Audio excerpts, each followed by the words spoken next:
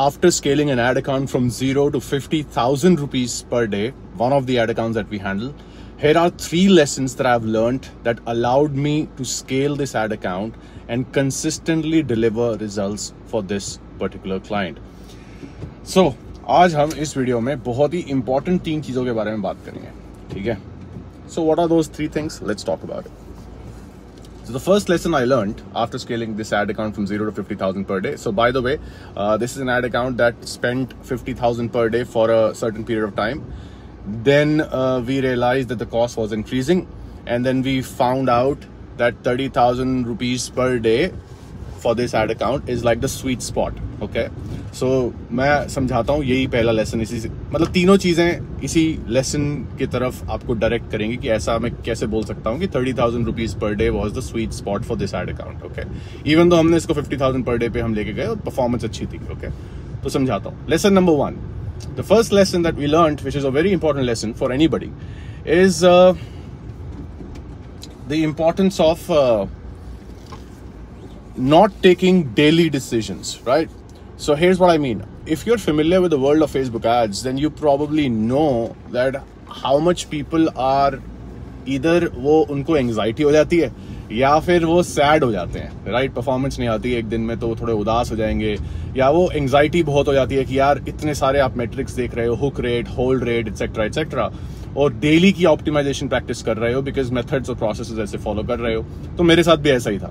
So, सबसे पहला lesson जो मैंने सीखा एड अकाउंट्स को स्केल करके, ये तो एक एड अकाउंट से मैं आपको एग्जांपल दे रहा हूं बट मल्टीपल एड अकाउंट्स को स्केल करके, सबसे पहला लेसन मैंने जो सीखा वो यही है that we need to avoid taking daily decisions. Instead of that optimization decisions, instead of that we want to look at a minimum of weekly, right, like weekly decisions, minimum हमें weekly देखना है, या फिर अगर हो सके तो by weekly या मंथली देखना है. ठीक है, सो ये सबसे पहला लेसन है जो मैंने सीखा. और ये इसलिए इंपॉर्टेंट है बिकॉज अगर आप डेली अपने एड अकाउंट के अंदर जाके उसको ऑप्टिमाइज करोगे तो आप ऑन ऑफ कर दोगे गलत एड्स को. एंड जो एड्स आज अगर आपको फॉर एग्जाम्पल आपका टारगेट कॉस्ट पर रिजल्ट गोल है for whatever funnel you are running with Facebook ads, could be a lead generation funnel, could be a something that you're selling, irrespective, right? Whatever your cost per result is, if your cost per result is 500 rupees, target cost per result, and your cost per result at present is say for example 1,000 rupees, लेकिन अभी आपको 1 या 2 दिन ही हुए हैं उस add को चलाते हुए और आप जल्दी वो डिसीजन ले लोगे और आप बंद कर दोगे, लेकिन अगर तीसरे चौथे दिन में उसकी 2 और कॉस्ट या सेल्स आ जाती है, ऐसा कुछ होता तो उसका कॉस्ट पर रिजल्ट आपका टारगेट कॉस्ट पर रिजल्ट से शायद अराउंड आ जाता. तो आप जल्दी डिसीजंस लेके गलत डिसीजंस ले लोगे, ये ऐसा होने के चांसेस बहुत ज्यादा होते हैं. इसलिए we never make decisions basis on this small amount of data, which means data which is on a shorter time horizon. ठीक है, हम उस पर डिसीजंस नहीं लेते. हम डिसीजंस लेते हैं हफ्ते, मिनिमम हफ्ता, या बाई वीकली या monthly is the best way. Okay, so overall ad account के नजरिए से बताऊं तो ठीक है. तो सबसे पहला लेसन यही है, डेली डिसीजंस नहीं लेने. अगर डेली डिसीजंस लोगे नहीं कर पाओगे ग्रो. सेकंड चीज जो मैं सीखा, lesson that I learned after this scaling this ad account and other ad accounts also, is the importance of having a creative scaling SOP at the same time. जैसे हम अक्सर क्या होता है, हमारे पास बजट स्केलिंग एसओपीज होती हैं, right, कि यार इतना मेरा रिजल्ट आएगा, ऐसा रिजल्ट आएगा तो मैं 10% बढ़ा दूंगा, बढ़ा दूंगी, 20% बढ़ा दूंगा. ये सारे एसओपीज और प्रोसेस तो हम कहीं ना कहीं लिख के रखते हैं या दिमाग में अपने उसको उस पर ध्यान देते हैं, लेकिन कभी भी हम इन चीजों पे ध्यान नहीं देते कि हमें सिर्फ बजट ही थोड़ी बढ़ाना है, हमें अपने एड क्रिएटिव्स भी बढ़ाने हैं. सो हम हमारी एजेंसी में एक प्रोसेस फॉलो करते हैं कि एक स्पेसिफिक अमाउंट ऑफ बजट पे हमें कितने विनिंग एड क्रिएटिव्स चाहिए. अगर वो विनिंग एड क्रिएटिव्स नहीं है at that level of daily ad spend, तो हम उसको इंक्रीज नहीं करते बजट को. हम पहले क्रिएटिव्स को इंक्रीज करते हैं, विनिंग क्रिएटिव्स को, और उसके बाद ही अपना बजट को बढ़ाते हैं. So having a creative scaling SOP is a necessity. It's a bare minimum and I feel it's a non negotiable. अगर आप उसके बिना स्केल करने की कोशिश करेंगे तो ऐसा नहीं होगा. Coming back to what I said in the beginning कि हमारे साथ ऐसा हुआ था, हम उसको 50,000 पर डे पे लेके गए, काफी टाइम तक हमने 50,000 पर डे पे उसको रन किया, लेकिन उसके बाद हमें उसको डिक्रीज करना पड़ा. और यही लेसन था मेरा जब हम 50,000 पर डे तक लेके गए कि ओवरऑल परफॉर्मेंस बुरी नहीं थी, अच्छी ही थी. लेकिन कॉस्ट तो ऑफ कोर्स बढ़ा, बिकॉज हम 20-30,000 पर डे के अराउंड चलते थे और हम एकदम से हमने उसको डबल ट्रिपल ले गए 50,000 पर डे पे कर दिया हमने उसको। सो उससे प्रॉब्लम ये हो गई कि क्रिएटिव्स हमने स्केल नहीं करे और क्रिएटिव्स हमारे पास कम थे according to that level of ad spend, जिसकी वजह से हमारी एड परफॉर्मेंस फ्लक्चुएट हुई। एंड वहां पे मैंने ये लेसन सीखा कि यार हमें एक एक्स नंबर ऑफ क्रिएटिव्स चाहिए हर level of increase in ad spend पे, और उसके बिना तो परफॉर्मेंस बिल्कुल मतलब चांस ही नहीं है। उसके साथ होगी नहीं होगी वो तो पता नहीं, पर उसके बिना तो 100% नहीं होगी। सो ये श्योर था मैं। सो ये सेकंड लेसन था।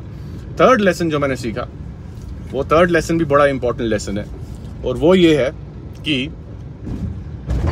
अगर आप कुछ भी सेल कर रहे हो, it could be a shirt you are selling, it could be a coaching program and offer, it could be a service, lead generation, किसी भी निश में इंडस्ट्री में, अगर आपने अपने लाइफ टाइम वैल्यू पर कस्टमर, वो मेट्रिक अगर आपको नहीं पता कि आपका एक कस्टमर का लाइफ टाइम वैल्यू क्या है, अगर आपको ये नहीं पता, और अगर आपने उस कस्टमर लाइफ टाइम वैल्यू को जो नंबर है, after you find that number out, once you know that number, उसको आपने अगर मैप नहीं करा अपने कस्टमर एक्विजिशन कॉस्ट से, कैक से, तो आप गलत डिसीजंस लेते हो एडवर्टाइजिंग में। आप गलत चीजों को गलत टाइम पे बंद कर दोगे, जल्दी बंद कर दोगे। अगेन ये सारी चीजें कंट्रीब्यूट करती हैं गलत डिसीजंस में।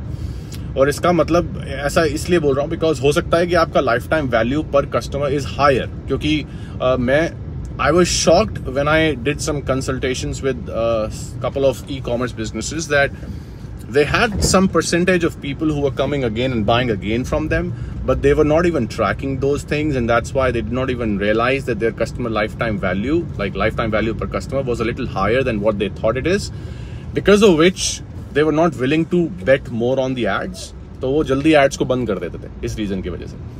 तो सिर्फ ये पता होना ही बहुत जरूरी है कि आप यार नंबर्स निकालो, ये पता करो, ये देखो, इसको ट्रैक करो। ट्रैकिंग मैकेनिज्म होना जरूरी है जिसकी वजह से आप customer life time value, right, पर कस्टमर, उस चीज को आप ट्रैक करो और फिर उसको मैप करो अपनी एडवर्टाइजिंग कॉस्ट से, कस्टमर एक्विजिशन कॉस्ट जो आ रहा है उससे मैप करो। तब आपको एक ओवरऑल समझ आएगी, अच्छा मेरा एक customer is worth this much to me on an average.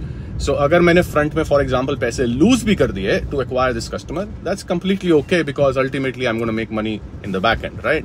सो ये नंबर, ये मेट्रिक का पता होना बहुत जरूरी है। लोग CTRs और OBC to LTV rates and stuff like that, इन चीजों पे ज्यादा फोकस करते हैं। इंपॉर्टेंट है, सबसे इंपॉर्टेंट नहीं है। ये सबसे इंपॉर्टेंट लेसन था मेरे अकॉर्डिंगली इस पूरी जर्नी में मेरा अभी तक का, कि customer life time value number आपके फिंगर टिप्स पे होना चाहिए। आपको यूं पता होना चाहिए, कोई पूछे तो आप जवाब दे सको उसका एग्जैक्ट। ये सबसे इंपॉर्टेंट लेसन है।